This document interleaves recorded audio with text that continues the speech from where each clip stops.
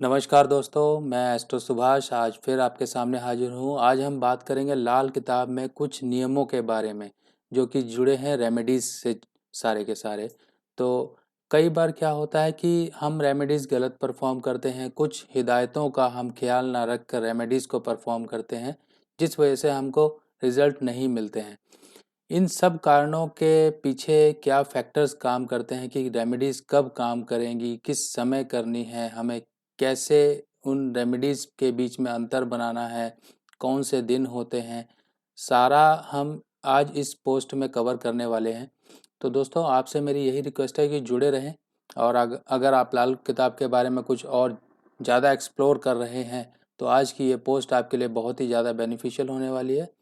तो दोस्तों सबसे पहले जो है लाल किताब में बात की गई है रिक्ता तिथि के बारे में। देखिए रिक्ता तिथि होती क्या है। चार जो चतुर्थी है, नवमी है और चतुर्दशी है, ये तिथियां जो हैं रिक्ता तिथि कहलाई गई हैं। यानी कि जो भी काम ऑस्पिशियस जो भी काम है अगर हम इन तिथियों में करते हैं तो इनके रिज़ल्ट हम एक्सपेक्ट नहीं कर सकते हैं। हम रेमेडी तो करने के लिए चले जाते हैं पर इस चीज़ का ध्यान नहीं रखते हैं कि वो चतुर्थी थी या नवमी थी या चतुर्दशी थी, क्योंकि रिक्ता तिथि में जो भी कार्य किया जाता है वो रिक्त ही रहता है। यानी कि उसका कोई आउटकम हमको नहीं मिलता है, वो रिक्त चला जाता है खाली। तो लाल किताब में इन तिथियों को बहुत ज़्यादा इम्पोर्टेंस दी गई है।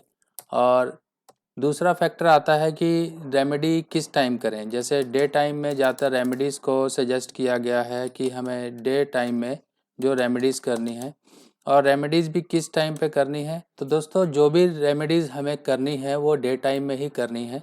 और डे टाइम में खासकर ध्यान रखें कि क्लाउडी जो है वेदर नहीं होना चाहिए। ठीक है, क्लाउडी वेदर का हमें ध्यान रखना है। और जब भी कोई रेमेडी करने जा रहे हैं किसी तरह की जो है रोक टोक, यानी कि आप रेमेडी करने जा रहे हैं, किसी ने आपको टोक दिया, आप रेमेडी कर रहे हैं, किसी ने आपको टोक दिया कि ये क्या कर रहे हो या फिर ये क्यों कर रहे हो, जो भी इसका मतलब है कि वो उस समय की गई रेमेडी जो है आपकी निष्प्रभाव हो जाएगी। तो कुछ रेमेडीज़ जो हैं देखिए अर्ली मॉर्निंग की जाती हैं और कुछ मॉर्निंग जो है सनसेट पे की जाती हैं। ठीक है, इनमें जो है राहु और केतु की जो रेमेडीज़ होती हैं वो जैसे केतु की अर्ली मॉर्निंग होती है और राहु की जो होती है आफ्टर सनसेट होती हैं। और जो शाम का टाइम होता है वो राहु और बृहस्पति का उपाय के लिए होता है। तो इसके लिए हमें ये ध्यान रखना है कि हम रेमेडी किसकी कर रहे हैं। अगर हमें प्रॉपर सन की रेमेडी करनी है तो हमें पक्की दोपहर यानी कि 12 बजे से लेके 2 बजे के बीच बीच में वो रेमेडी करनी है, क्योंकि सन उस समय पूरा पावर में होता है। सन मार्स की रेमेडी उस समय की जा सकती हैं। इसके बाद बात आती है कि रेमेडी हम 43 डेज़ का यहाँ पे क्या कंसेप्ट है। ठीक है, 43 डेज़ का लाल किताब में क्या कंसेप्ट है। अब 43 डेज़ कैसे आए, देखिए सबसे पहले हमारी राशियाँ कितनी हैं 12। ठीक है, और नक्षत्र कितने हैं हमारे 28। ठीक है, अब इसके हिसाब से जो टोटल बना जाके वो 40 डेज़ बना। फिर भी इसमें 43 डेज़ को हमने लाल किताब में इम्पोर्टेंस इसलिए दी गई है कि इन केस अगर 40 डेज़ में वो रिज़ल्ट नहीं आता है या कुछ भी है, अगर हम एक आधा दिन एक्स्ट्रा भी कर लेते हैं तो 40 से 43 दिन का जो है टाइम इसमें सजेस्ट किया गया है कि हम 40 से 43 दिन की रेमेडीज़ को कंटिन्यू करें। अब रेमेडी अगर इन केस बीच में कुछ छूट जाती है, अगर हम रेमेडी कर रहे हैं और बीच में छूट गई तो हमें शुरू से वो रेमेडी करनी पड़ेगी ताकि वो लिंक हम बना सकें जो रेमेडी का हमारा टूट गया है। अगर मान लीजिए 12वें दिन 10वें दिन आपकी रेमेडी छूट जाती है किसी भी कारण वजह से, तो आपको वो रेमेडी दोबारा से स्टार्टिंग से वहीं से स्टार्ट करनी होगी। ठीक है, जैसे मान लीजिए बृहस्पति का 6 दिन का उपाय है कि अगर वो 6 दिन 6th हाउस में एफ्लिक्टेड हैं, वहाँ पीड़ित हैं, तो 6 दिन 600 ग्राम जो है चने की दाल धर्म स्थान में चढ़ाने के लिए कहा जाता है। अगर मान लीजिए धर्म स्थान में आप चढ़ा रहे हैं और किसी वजह से आपका दिन वो छूट गया तो आपको शुरू से वो रेमेडी करनी पड़ेगी। ठीक है, इसके बाद जो आ जाता है कि रेमेडी किस किस तरह की होती हैं। देखिए लाल किताब में कई तरह की रेमेडीज़ बताई गई हैं। किसी ग्रह को शुभ करना, किसी ग्रह को नष्ट करना, किसी दूसरे ग्रह की सहायता लेना, ये मैं आने वाली पोस्ट में बताऊंगा। थोड़ा ये ब्रीफ डिस्क्रिप्शन इसके बारे में मैं दूंगा पूरा एलाबोरेट करूँगा इसको कि कैसे कैसे किया जाता है, जिसमें मसनूई ग्रह आ जाते हैं, बिलमुकाबिल ग्रह आ जाते हैं, और नष्ट करना कब ज़रूरत पड़ती है कब नहीं कर पड़ती है, क्योंकि जिस ग्रह की चीज़ों को हम ज़मीन में दबाएंगे वो ग्रह नष्ट होगा।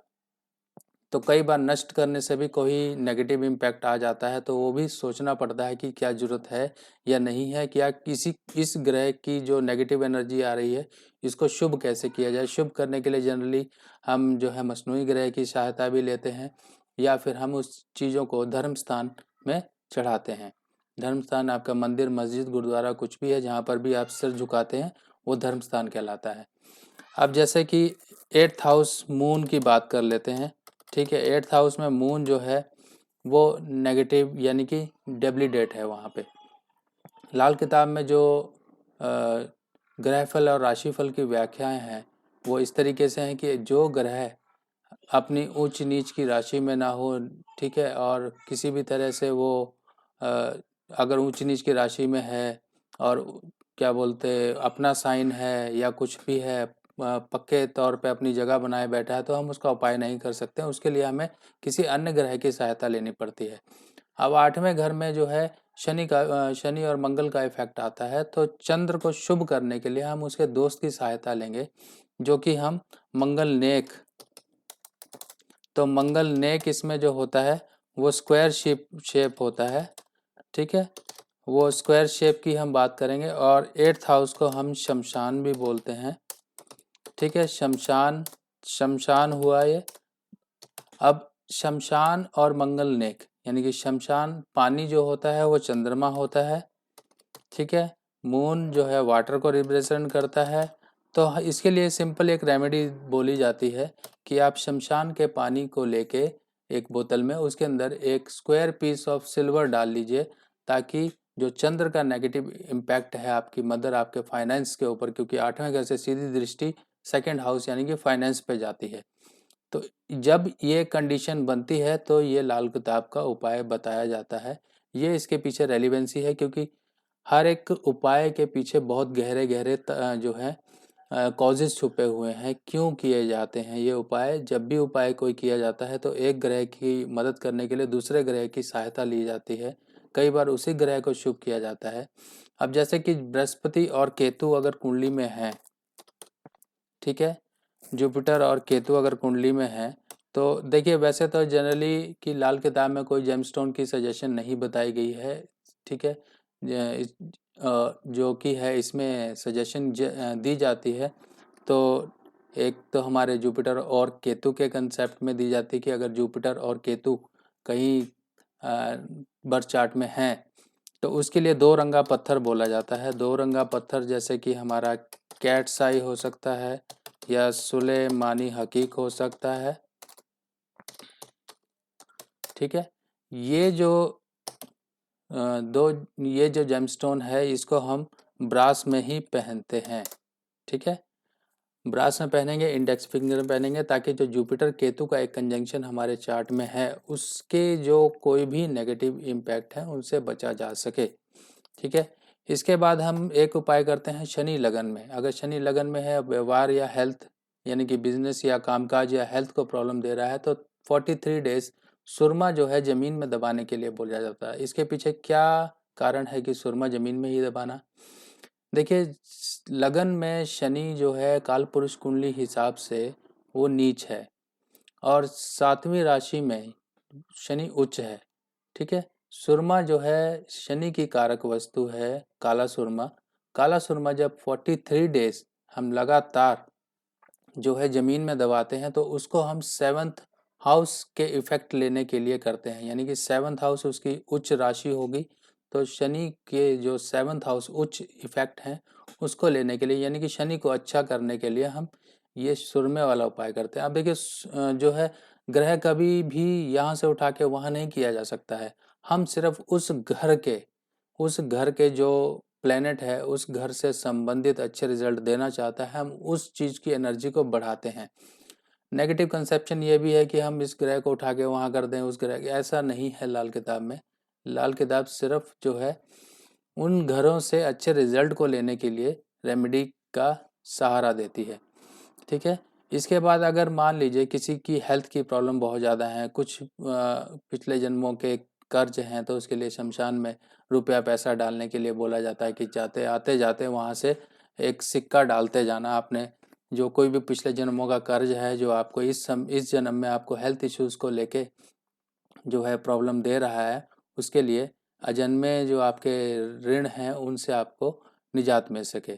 ठीक है, इसके बाद अगर हम बात करें तो एक होता है कि बड़ के वृक्ष का जो है उस पे दूध चढ़ा के और उसकी गीली मिट्टी का तिलक किया जाता है।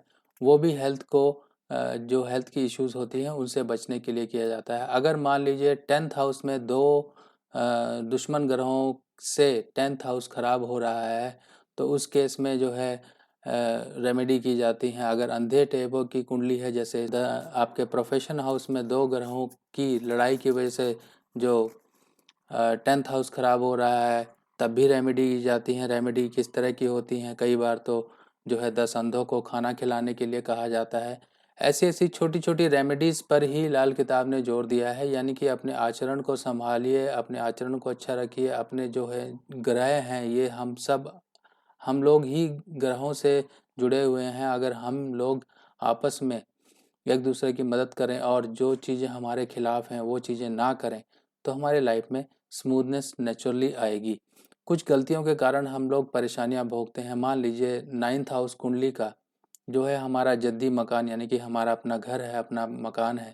अगर हम 9th हाउस पे राहु को बलि करेंगे, यानी कि राहु की स्ट्रेंथ को बढ़ाएंगे। राहु आपके कुंडली में नेगेटिव है और 9th हाउस पे उसका इफेक्ट है, और हमने राहु से संबंधित चीज़ें अपने घर की दहलीज के बाहर, जैसे गंदगी इकट्ठा करना, नाली का पानी, ये सब सीवेज वाटर या हौदी बनवा लेना सीवेज के लिए, ये सारी की सारी प्रॉब्लम्स देना शुरू कर देती हैं।